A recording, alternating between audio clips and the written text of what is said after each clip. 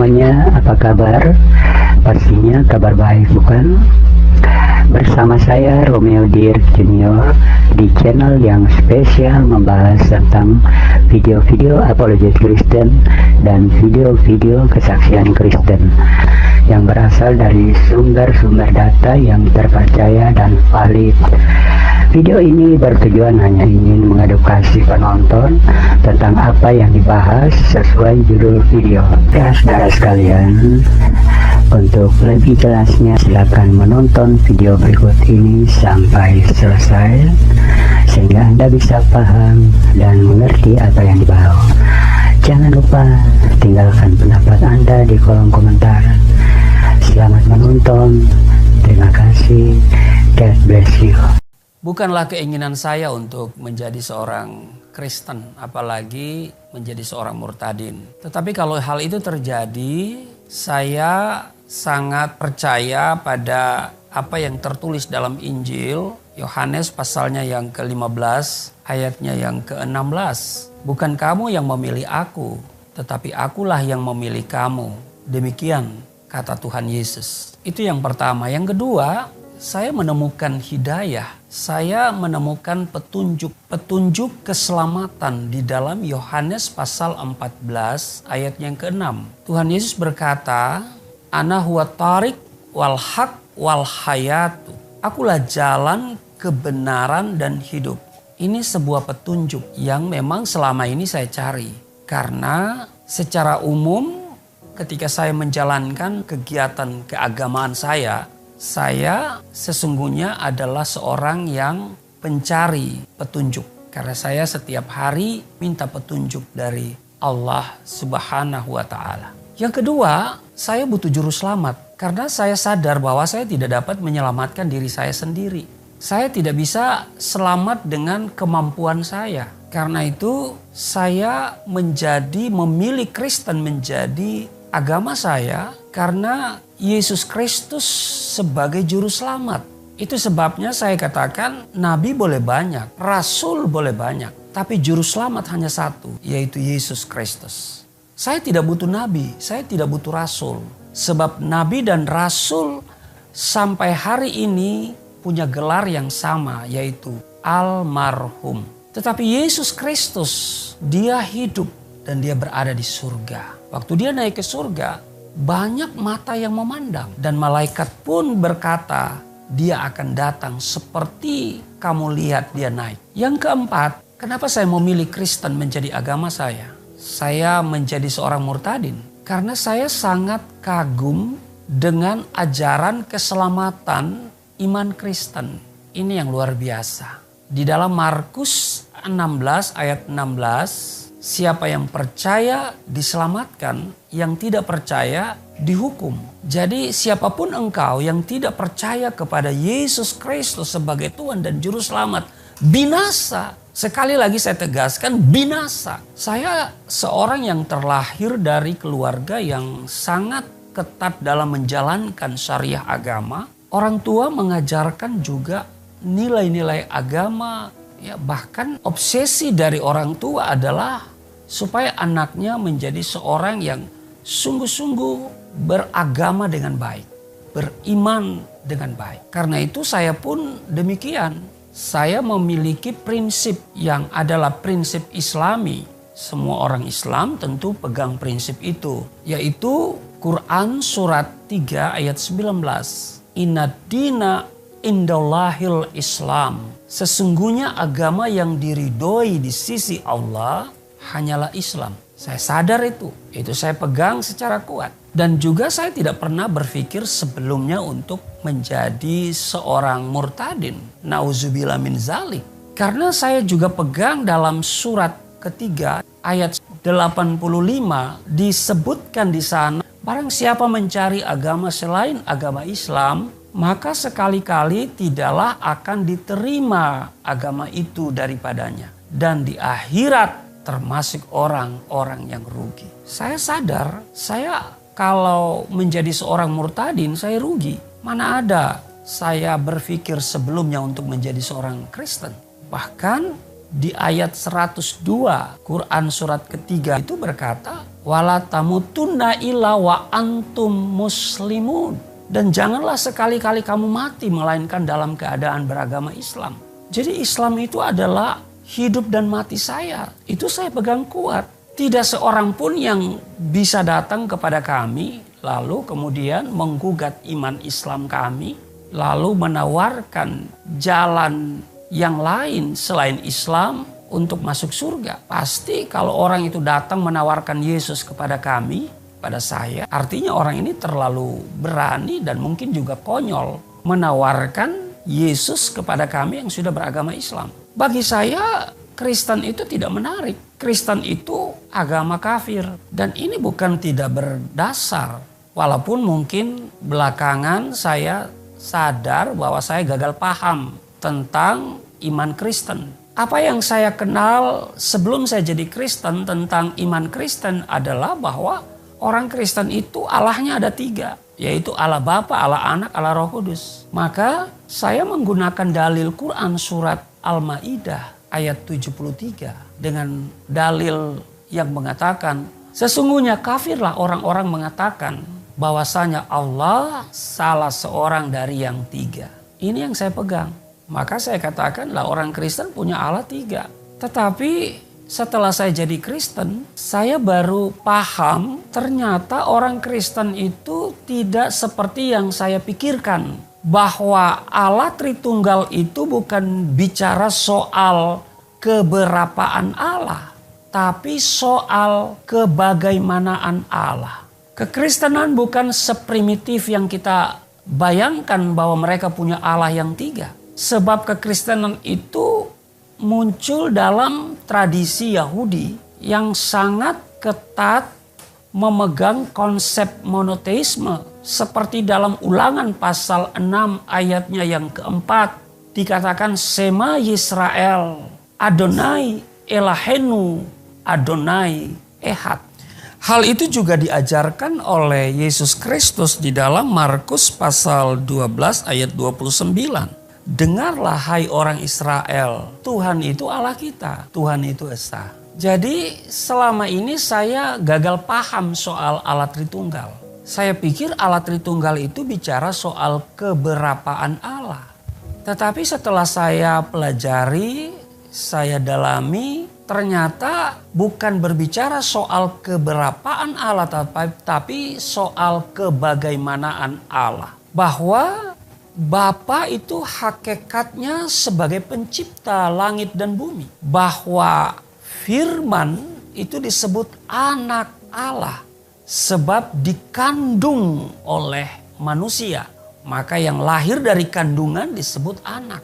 Lalu kemudian Roh Kudus, yaitu Allah itu sendiri yang memberikan kehidupan. Itu secara sederhana ya. Nah karena itu sekali lagi bahwa kekristenan itu tidak seperti yang saya pikirkan. Bahwa mereka punya Allah 3. Tetapi Allahnya hanya 1. Esa. Yang kedua saya katakan orang Kristen itu kafir. Dulu ya sebelum saya jadi Kristen maksudnya ya. Saya katakan kafir ya karena konsep Allah punya anak. Sehingga saya harus pegang kuat surat Al-Ikhlas. Katakanlah bahwa Allah itu 1. Lam yalid walam yulad. Tidak beranak dan tidak diperanakan. Nah sekarang orang Kristen mengatakan Yesus anak Allah. Ada lagunya lagi ya. Anak Allah, Yesus namanya. Maka ini orang Kristen ini kafir. Itu dulu ya. Orang Kristen kafir.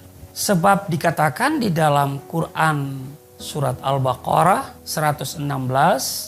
Mereka dalam kurung orang-orang kafir berkata Allah punya anak.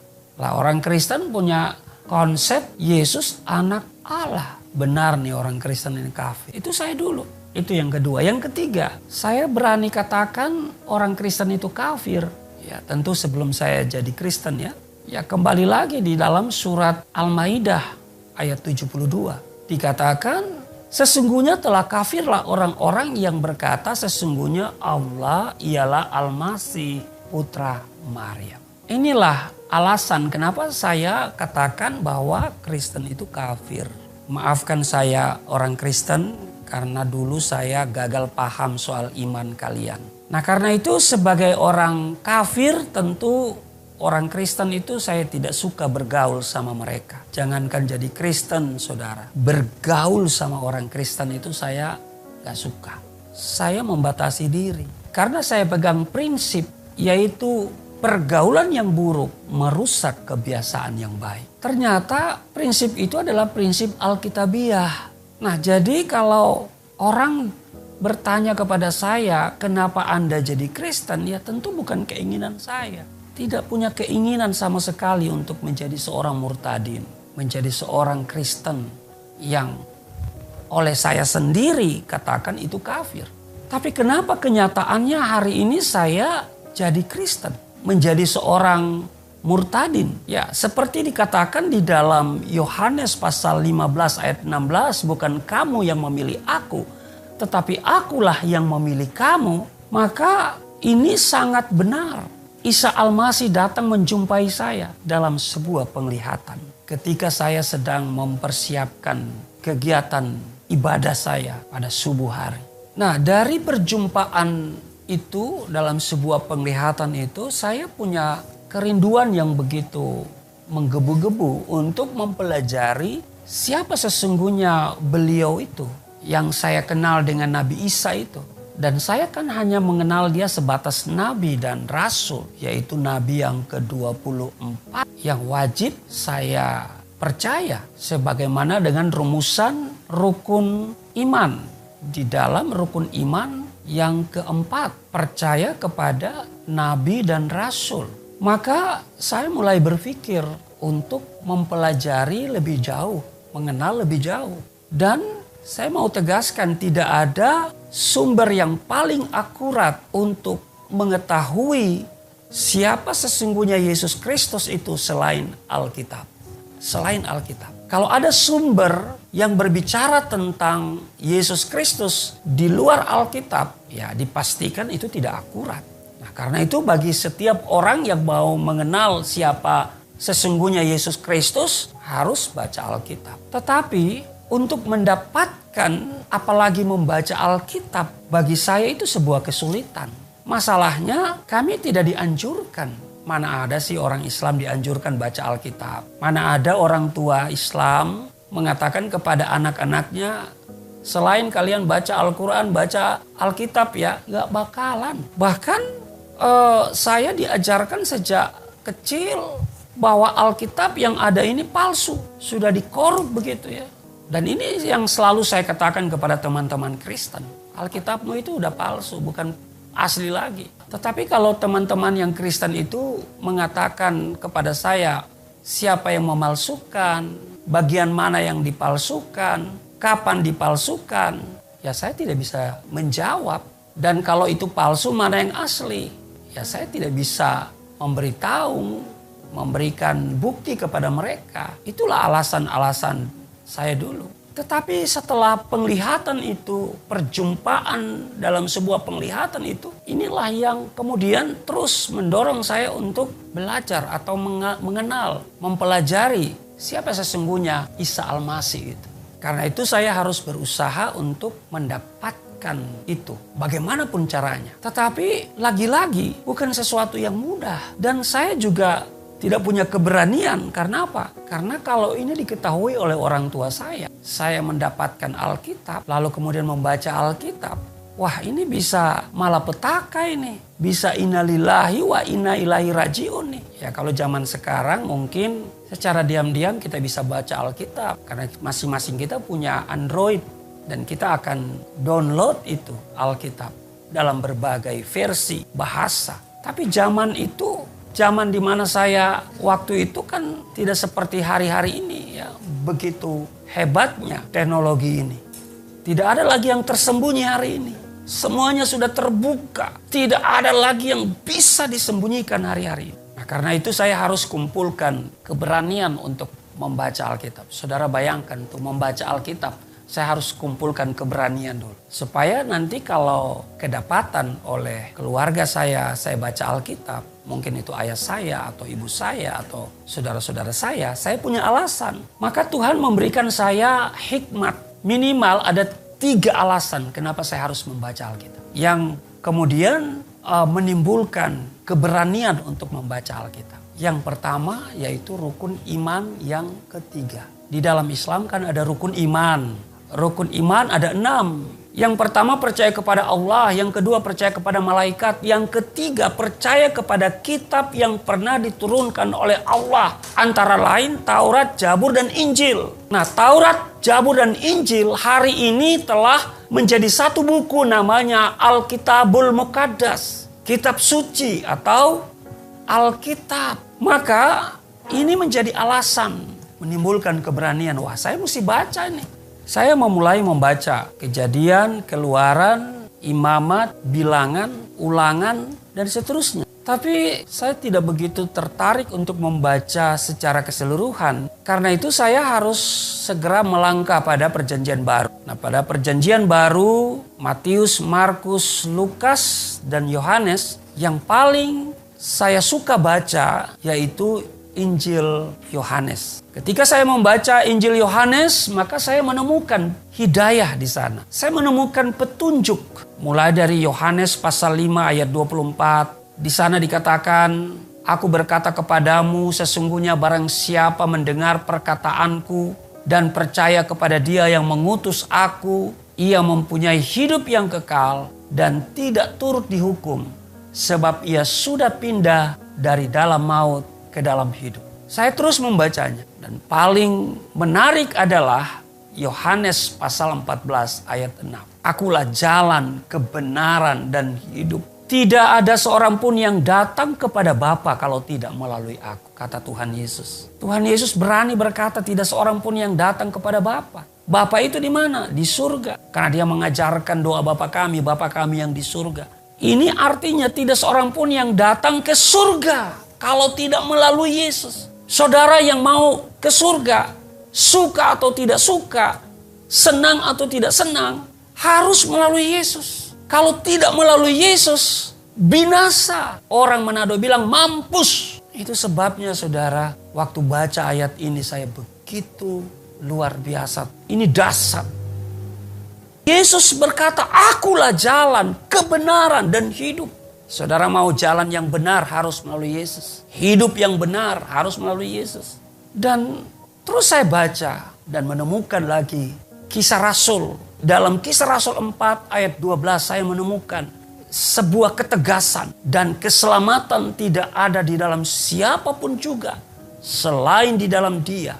Sebab di bawah kolong langit ini tidak ada nama lain yang diberikan kepada manusia yang olehnya kita dapat diselamatkan. Tetapi saudara, walaupun saya baca sudah ayat-ayat ini, tidak dengan mudah untuk melepaskan iman Islam.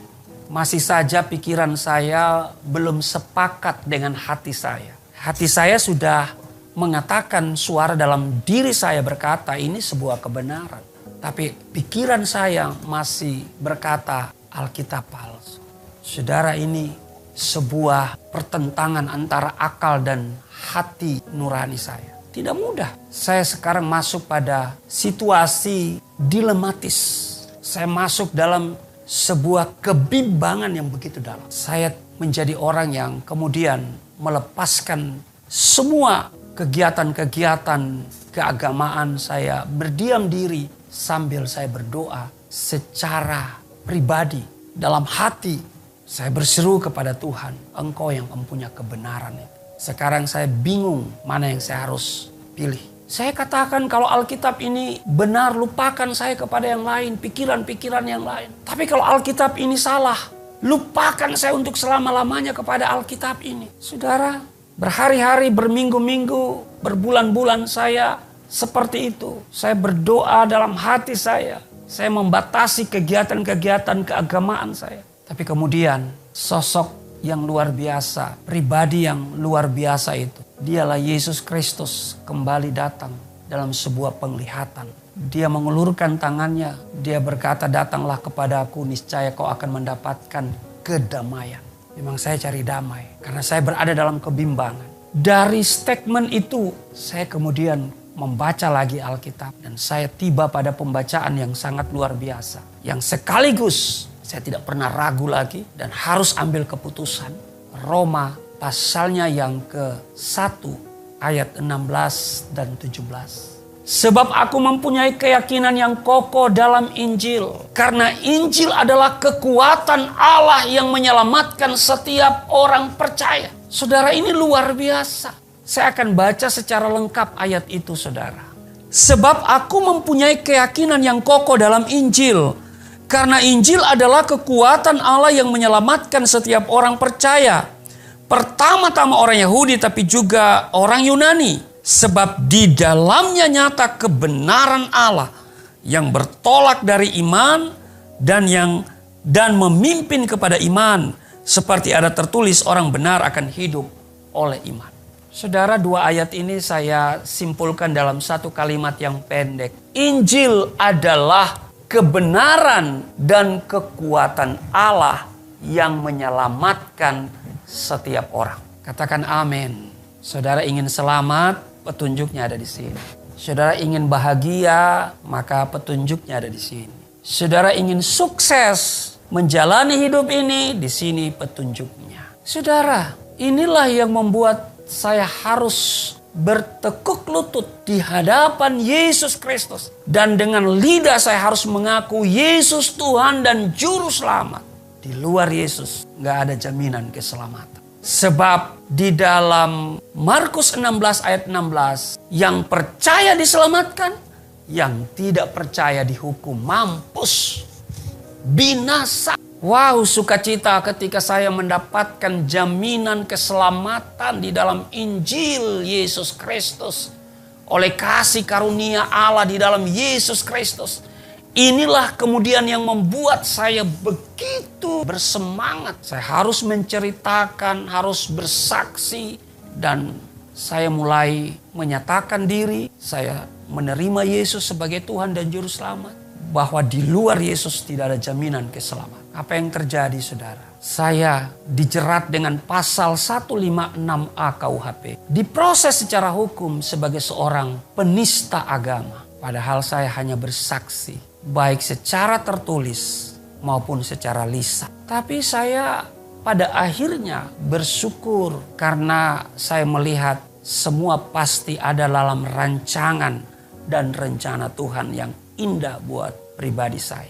Saya tidak pernah meragukan lagi walaupun saya dituntut 4 tahun pidana penjara. Lalu kemudian putusannya menjadi 4 tahun 6 bulan. Saudara, ancaman maksimal dari pasal 156A KUHP itu 5 tahun pidana penjara. Saya dituntut 4 tahun. Putusan Majelis Hakim Pengadilan Negeri menjatuhkan pidana penjara 4 tahun dan 6 bulan.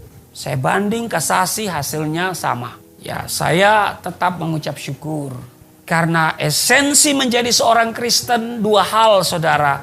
Mengucap syukur dalam segala keadaan, dalam segala situasi. Sesuai dengan 1 Tesalonika 5 ayat 18. Dan dikatakan juga di dalam Filipi pasal 4. Yaitu apa? Bersukacitalah senantiasa di dalam Tuhan. Jadi orang Kristen itu harus punya 2 hal ini. Askuru wa ifrahu. Ya. Mengucap syukur dan bersukacita. Kenapa? Karena sebuah kepastian hidup kekal telah diberikan kepada kita. Kita diselamatkan bukan karena perbuatan baik kita. Bukan karena amal saleh kita. Tapi amal saleh perbuatan itu tetap kita lakukan sebagai orang yang sudah diselamatkan. Itu untuk mendapatkan apa? Mahkota, bukan lagi keselamatan. Karena Yesus berkata, akulah pintu. Barang siapa masuk melalui aku, ia akan selamat. Dan ia akan masuk keluar dan menemukan padang rumput. Yohanes 10 ayat 9. Yohanes 10:28 berkata, dan aku memberikan hidup yang kekal kepada mereka. Dan mereka pasti, sekali lagi, boleh, pasti tidak akan binasa sampai selama-lamanya. Dan seorang pun tidak akan merebut mereka dari tanganku. Saudara, karena itu walaupun saya harus mengalami di penjara 4 tahun dan 6 bulan. Tidak membuat semangat saya kendor untuk menyaksikan, bersaksi bahwa Yesus adalah Tuhan dan Juru Selamat. Bahwa di luar Yesus gak ada jaminan keselamatan. Mungkin orang lain bisa saja masuk surga tanpa Yesus. Tapi saya pastikan surganya berbeda dengan kita.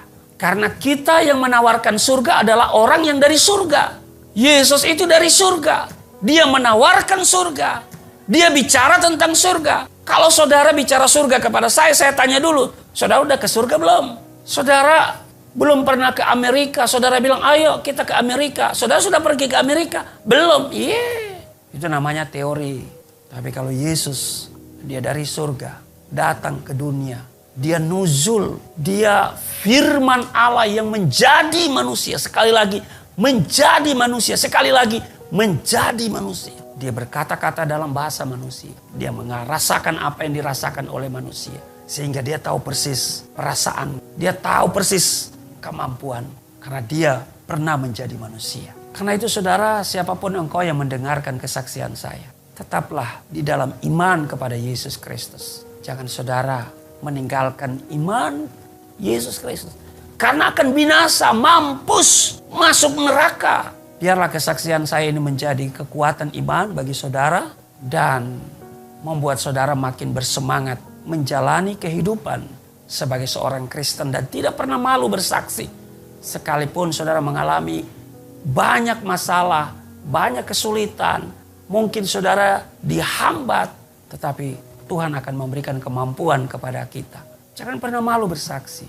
Karena Roh Kudus pasti menolong saudara saya. Apapun kesulitanmu hari ini, berserulah kepadanya. Dia pasti menjawab. Dia akan memberikan jalan keluar bagi setiap kita. Tuhan Yesus memberkati.